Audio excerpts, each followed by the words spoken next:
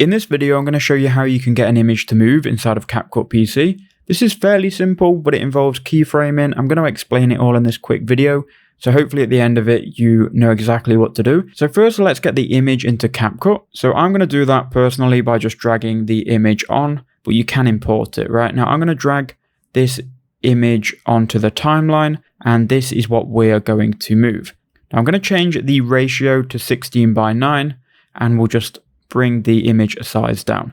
Now, just for an example video, I'll get the image to move right to left, and I'll just kind of show you how this works. So you've got your image on your timeline. What I would do is I would stretch out the image to however long you want the image to show for, and then you need to go to the start of that image.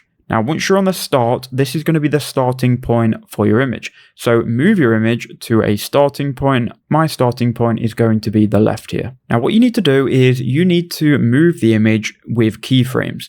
So if you click on the image, you then go to video in the top right hand corner. You've then got some transform tools here, which we can move the image with. So we can move the image by increasing the scale, by increasing the X and Y position, and also by rotating the image. So let's say we want to move the image left to right. We need to create a keyframe. So these diamonds on the end here, these are called keyframes. Now, let's say we only wanted to move the position and we don't want to bother with rotating it or increasing the scale. You would click add keyframe for whatever point you need to edit. So remember, we're at the start of the image. We can add then the keyframe for the start. Now what you need to do, since you've added your first keyframe, that is a starting point, we now need to go to the next point where you want the movement to end. So let's say we want the movement to end over here, near the middle of the timeline, and we want this image here to move over to the right. And what will happen when I stop clicking on this image, you can see the keyframe appears.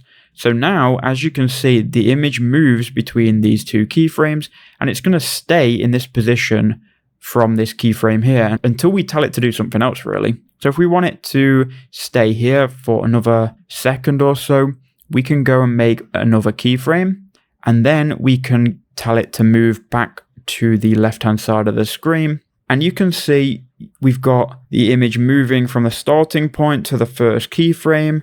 Then it's going to stay in the position of that keyframe until this keyframe here, the third one. Then after the third keyframe, it will move back to the starting point like we've told it. So that's how you can get an image to move in CapCut on PC.